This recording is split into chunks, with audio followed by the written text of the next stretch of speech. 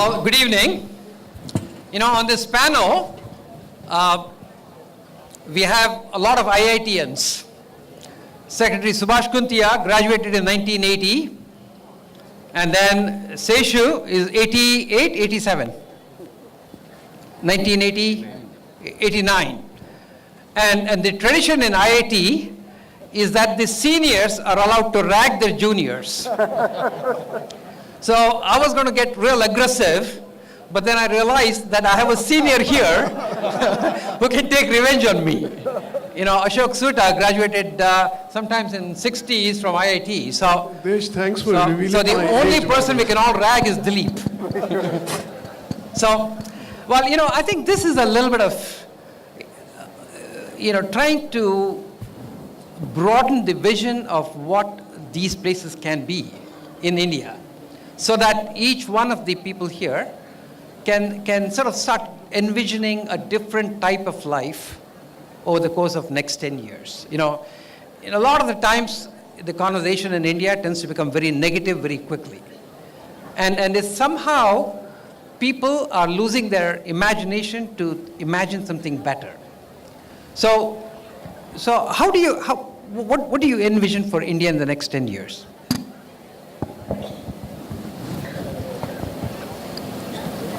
I think if we compare India with other developed countries, we have to improve our human resources.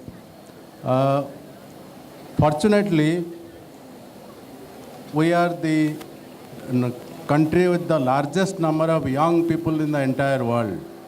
Though China is bigger than us, but it has the population has aged, and we have the advantage, demographic advantage.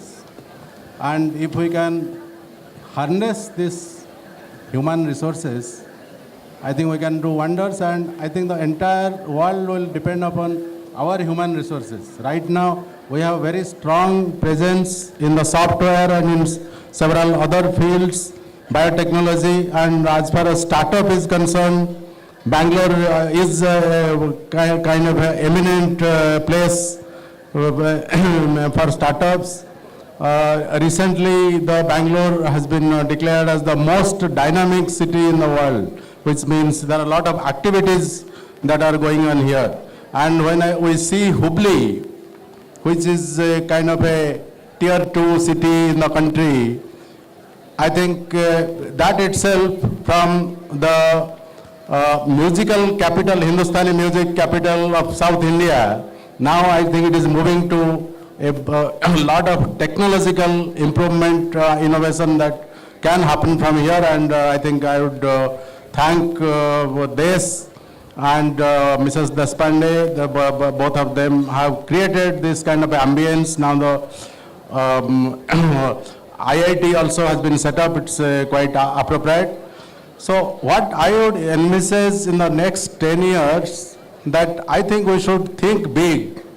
And when we talk of human resources, kind of the skill that is required, the supply and demand of skills in the country, and it is not, we don't have to look at only our country, it's not a closed system, but we can also export a lot of skills for the remaining part of the world. So I think if that matching takes place at higher technology level, even at the ordinary level. So this is, and that requires that everybody needs to be educated.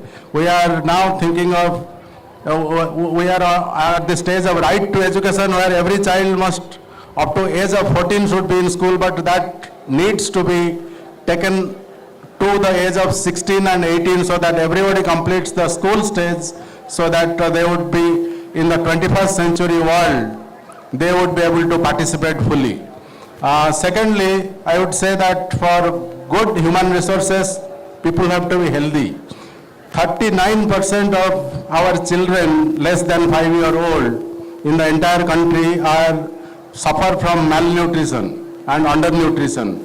I think this is something where we can make a big dent, and I don't think money is a problem. Money, it is not the financial resources, but it is the way we should do things, how to strategize So 10 years is a long period. I think, at the end of the 10 years, I would like to see a more healthy India and a more educated and skilled India. And I think that requires intimate collaboration between the government and the civil society. And I think the one collaboration that we see today, that ideas are coming from the grassroots, and I think the Deshpande Foundation has created a kind of ambience and environment here, and the sandbox system that has been developed in various parts of the country. I think this gives some idea that this collaboration can grow. I think at micro level, private sector and NGOs can be very, very efficient. But we have to look at how this can be scaled up. And I think the theme of scaling up innovation for this year, I think is very, very appropriate, because in government we must think which are the ideas that can be scaled up and how. Scaling up also requires alternate strategies, and we have to evaluate which strategies will work. Sometimes we can make several strategies to work in parallel to find out which is working better or which is apt to a particular environment. So I think if we look at these two aspects, the skill development and education and health, I think, and these are basically the social sector activities where we must come together so that the lot of private sector efficiency and the public sector funding, they can go together to create a better India. Thank you. Thank you. Thank you. So Ashok, you've seen from day one how the service sector, particularly the software service sector, established its leadership in the world. How do you see India expanding into the other businesses, both for local business and for global business? Desh, thanks a lot for, firstly, the opportunity of being here with you. And before I do respond to your question, I just want to mention very briefly that, I came to Hubli. It was my first trip I did out of town when I was president of Wipro, and it was 33 years ago. And you can imagine, I can see what you've done here. It's mind-boggling. I think you've laid the foundations for creating certainly one of the most vibrant cities that we can think of. As somebody said, it's not just Karnataka. I do believe that, as you said, you'll see the results in the next 10 years. I think it is really going to grow. It will probably be beyond the next Bangalore. Though one thought that occurs to me, and I think you've laid the right foundations, is to see that we avoid the problems that success brought to Bangalore.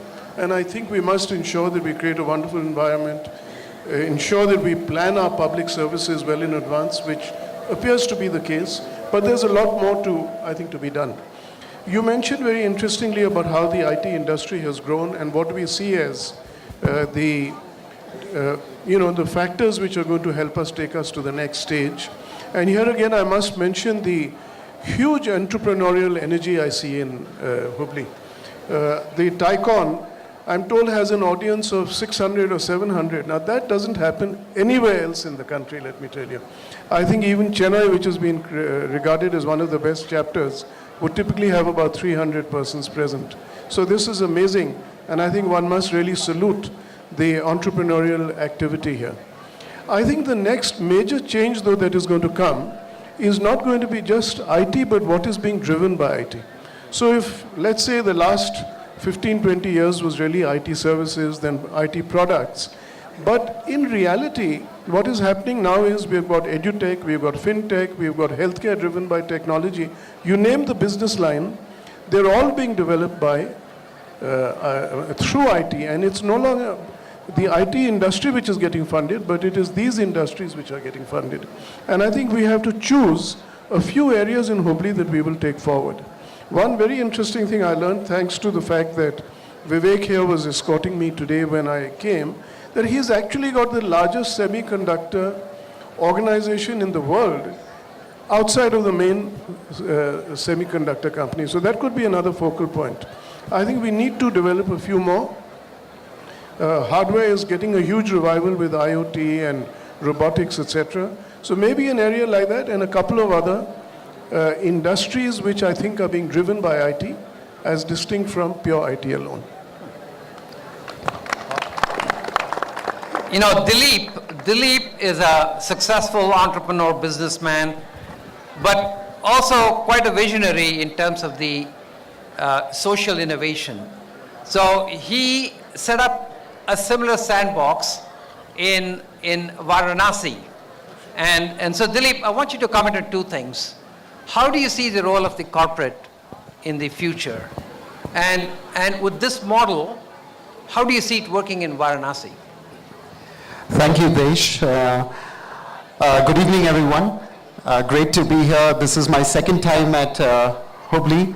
The last time I came, it was just before I met Desh, and I was inspired by what he had to speak at IIT. I met Desh at IIT Delhi, and when I told Desh, what do you do? He said, the only way you'll come to know is by coming to Hubli. So 2 years back, I was at the development dialogue in Hubli, and here I am now again, and in between, we've started a sandbox in Varanasi. So it's been a wonderful last 2 years. So to the point that Desh made, I think, when I look at the role of corporates, we talk a lot about corporate social responsibility, and that's been a big debate within the corporate sector. I truly believe, and last year and a half at Varanasi, I've had the opportunity to see the sandbox come up from scratch. And, we cover 6 districts around Varanasi. And in a matter of 12 months, we've had 10 social entrepreneur organizations who've come to Varanasi and have begun work. And the impact it's already beginning to have is really remarkable. I never imagined it till we are experiencing it. The change that happens at a very fundamental level where people start thinking about being solution providers rather than problem statements, just stating problems. And I think it's easier said, but when you see people on the ground looking to find solutions to problems, it's really inspiring. So the way I see the corporate sector truly contributing is really taking up a concept like the sandbox. And to me, India is about 600 districts, over 600 districts in India. I feel that there's an opportunity, Desh, you mentioned 10 years out. I think 10 years out, we should see like 100 sandboxes across India, with about 6 districts covering each. And can you imagine if we create 100 Hublis around India, then not only will we provide many more hubs for social innovation to happen, but truly create the vision of 100 smart cities across India. So I'm hoping that the corporate sector will really look at this model and will participate in it and hopefully get inspired by it, and definitely be my goal to do what we can in Varanasi at that level. And just to your second point on Varanasi, I truly believe we've made a start. 2 years back I came to Hubli. Today I've come here. The Infosys campus was not here 2 years back. This 5,000 people training center right behind us was not here 2 years back. So in 2 years, I've seen so much more beginning to happen. And I just hope what you've achieved in Hubli in 10 years, we can hopefully do it in less than 5 years in Varanasi. And hopefully, with the journey that we undertake, many more sandboxes will be able to do a lot more, much faster. So really looking forward to building and taking this vision forward. Thank you. Thank you. Thank you. So, Seshu, a lot of the people think that IITs are only relevant to those kids who write that JEE, come into IIT and so on. What would IIT mean to everybody here, and how should they engage with your institution? Before I respond to your question, I have been here from morning, thoroughly enjoying myself, feeling the energy and enthusiasm of all the delegates, listening to many of them. I went through the hackathon program, I went through the pitching sessions, I went through the panel discussions. It has been an exemplary program whole day. I have thoroughly enjoyed, right up to the cultural program by our young kids here, local talent. It was very nice. So I, at the outset, would like to wish the Deshpande Foundation on their 10th anniversary celebrations and wish them many more successes in future. Responding to your Other taunt, Desh, that ragging is usually in private, in the hostel rooms. So he was quietly asking me sitting there, when did I graduate from IIT Madras? And professors are naive. When somebody asks a question, you give an honest response. Then immediately he told me that beware, I am going to rag you. So IIT is a forum, of course, it has become very competitive to enter into the system. Back when we used to get into colleges, it was not so competitive. Now it's about only 1% of the aspirants really are able to make into the IIT system, into the undergraduate program. But over a period of time, the focus of IITs, especially the well-established IITs, has shifted. The percentage of students doing masters and doctoral research, and now even postdoctoral research, has actually gone more than the undergraduate teaching programs. So we have a wide spectrum, and IITs also have expanded from pure sciences and engineering to other branches and have master's programs even in appropriate technology, relevant to the local context and so on. We have also expanded on management programs and humanities and social sciences programs. So IITs are gradually becoming much more than just engineering teaching schools, if you see the way they were started with in the overall vision of things. So the research has been gaining more prominence, and the research with social emphasis is also gaining attraction amongst many faculty members who want to engage with the civil society and address the problems, not probably directly with the various organs of the people themselves, but also the NGOs that deal with them, the industries that solve these problems, and so on and so forth. So if you see, the spectrum of activities of IITs has been expanding over the last few decades, and the students and the faculty are excited to engage in these various spheres of activities from the industries, from the society, and the defense, and so on, strategic sector also. So there is very significant scope for the young minds, young at heart. Those, I had an opportunity to meet this father in the morning. He was 91. I think he was behaving like he was 19. And so those who are young at heart, there is significant opportunity to interact with IITs, because IITs have also recognized that students as well as faculty members would like to hone their entrepreneurial skills. There is a lot of IP that is generated within the campuses. And so incubation has been gaining significant importance in almost all the IITs, and some of our centers of incubation, for example, in IIT Bombay or IIT Madras or Kharagpur and so on, have been doing extremely well. We have had many success stories and so on. Thank you, thank you. So, you know, Seshu is going to build his campus in 1,000 days. So, can I go ahead and announce that this meeting will happen in IIT Dharwad in 2021? Sure. Okay. Well, I know everybody is getting restless and probably hungry.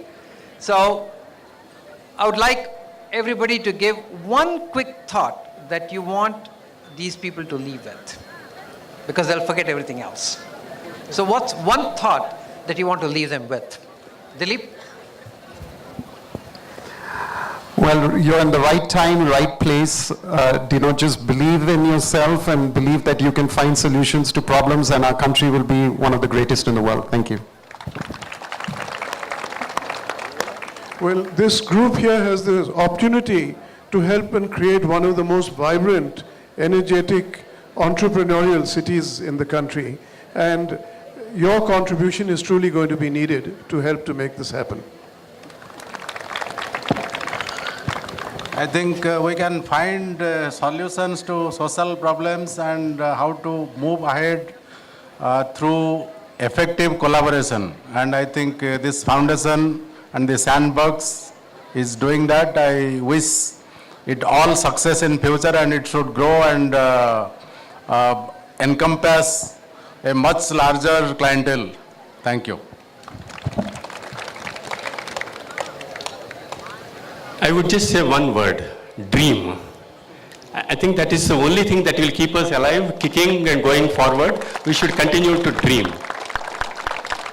Well, thank you. Thank you, everybody, and thank you, all of you, for being here. And please continue to participate with the foundation. It's yours. Everything that's happened here is because of what each one of you is contributing. I and Jayashree, we live in Boston, so there's not much we're doing. But just playing this little catalyzing role has been a very heartwarming and satisfying experience. And we really, really appreciate all your genuine support and activity that you conduct here to make this a vibrant place. Thank you.